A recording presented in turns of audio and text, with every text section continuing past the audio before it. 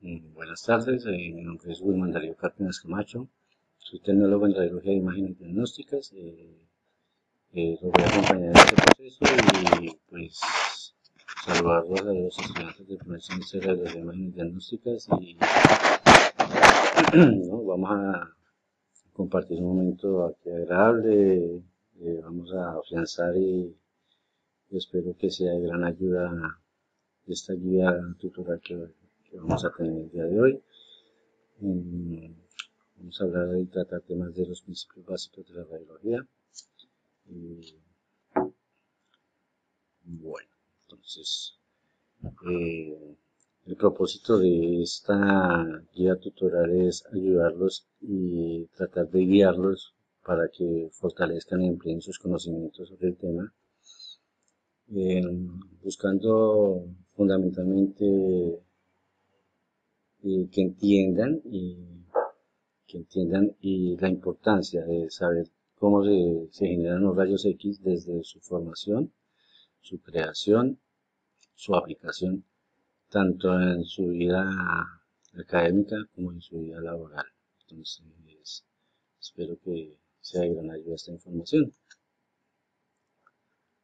Entonces vamos a empezar con que radiología es el proceso de crear imágenes del cuerpo, sus órganos y otras estructuras con radiación, con lo cual podemos diagnosticar muchísimas enfermedades y ayudar a un mejor diagnóstico.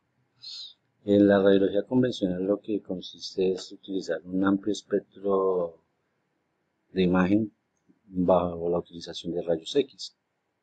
Formamos la imagen de diferentes densidades del cuerpo, como podemos ver acá en este es un tubo de rayos X. Aquí está el aparato de rayos X, viajan los rayos X al cuerpo, interactúan con los átomos del cuerpo y son los que pasan esa información a un chasis o una película radiográfica, que es la que igualmente va a salir acá, que es lo que finalmente buscamos, una radiografía de diferentes partes del cuerpo. Listo. Para tomar esas radiografías tenemos que diferenciar unas cositas. Cómo funciona el rayos X, el tubo de rayos X. Es una sala de rayos X, consta el tubo de rayos X que tiene su mesa con un buque mesa, tiene un chasis, un buque mural para otro tipo de radiografías, tiene el detector o las chasis para la toma de las radiografías, tiene una consola que es donde uno manipula las imágenes y las digitaliza, en este caso cuando son digitales. Bueno, para tomar todas esas radiografías hay unos planos anatómicos que tenemos en el cuerpo, son imaginarios pero son principalmente hay que saberlos para poder hacer bien la toma de los diferentes exámenes. Entonces, por ejemplo, podemos ver que esta es la sutura coronal, donde ese es un plano frontal donde podemos dividir el cuerpo en la parte anterior y posterior, o posterior anterior, como quieran llamarlo. Esta es la sutura sagital, con la cual podemos dividir el cuerpo del lado derecho al lado izquierdo y viceversa. Y hay otra sutura, hay otro plano anatómico que es el plano transverso o axial, que es el que divide el cuerpo en la parte superior a la inferior, o cráneo caudal o caudocranial. Acá en esta imagen podemos ver mejor eso. Entonces sabemos que frontal es la coronal, que es anterior o posterior, y la sagital derecha, izquierda y transverso de arriba hacia abajo o cráneo caudal. Ya esto es para tener más relación y poder manejar diferentes estructuras anatómicas. La línea del tiempo, vamos a ver cómo fue la creación desde que se creó el rayos X el 8 de noviembre de 1895 por el físico alemán William Gottfried Röntgen, mientras hizo un experimento con un tubo al vacío y un generador de alta energía, un generador eléctrico, y fue cuando descubrió en sí lo que es ahora el rayos X. Una exposición de la mano de la esposa de él, que fue la primera paciente como tal. En 1909 ya Mónico Sánchez diseñó y patentó el equipo de radiología portátil. El equipo era transportado como una maleta de mano y fue el que ayudó prácticamente a aquellos pacientes que no podían ser transportados a una sala de rayos X, se les tomara radiografía en el sitio donde estaban hospitalizados o aislados o apartados y ayudarles al diagnóstico como tal. Y en la actualidad pues podemos ver equipos de última tecnología, generadores de energía de rayos X muy bajas, con unas imágenes muy de alta definición, las cuales conllevan a un mejor diagnóstico y a ser un acertados y tempranos diagnósticos como tal. Vamos a empezar a ver cómo funciona, cómo está conformado un tubo de rayos X, principalmente, y asimismo, pues, cómo es que se están creando estas imágenes que podemos obtener de diferentes partes del cuerpo. Entonces, principalmente el tubo de rayos X tiene una ampolla grande de cristal con vacío en su interior.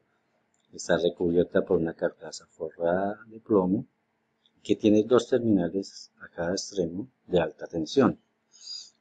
Por el centro acá hay la presencia, la ventanita de donde finalmente van a ser los rayos X. Esto amarillo es un aceite que es como el amortiguador que mantiene refrigerado el tubo de rayos X. El tubo presenta un polo negativo que es que es el llamado cátodo, y él tiene unos filamentos de tungsteno que al entrar con la energía, al generarles energía, son los que finalmente van a viajar hacia acá, hacia el ánodo, y es donde finalmente van a chocar contra el ánodo y van a salir las partículas que son las que finalmente producen los rayos X. Eso hablando de los principios de radiología como tal, cómo está formado el tubo de rayos X. Ahora vamos a hablar del TAC. Los principios básicos del TAC entonces son aquellos que, por ejemplo, en la primera generación del TAC había una traslación, rotación y detector único. Era una fuente y un detector. Se combinaba el movimiento de rotación y traslación y así se podían adquirir las imágenes. Más o menos 4.5 minutos de demoraba la adquisición para la toma de un cráneo.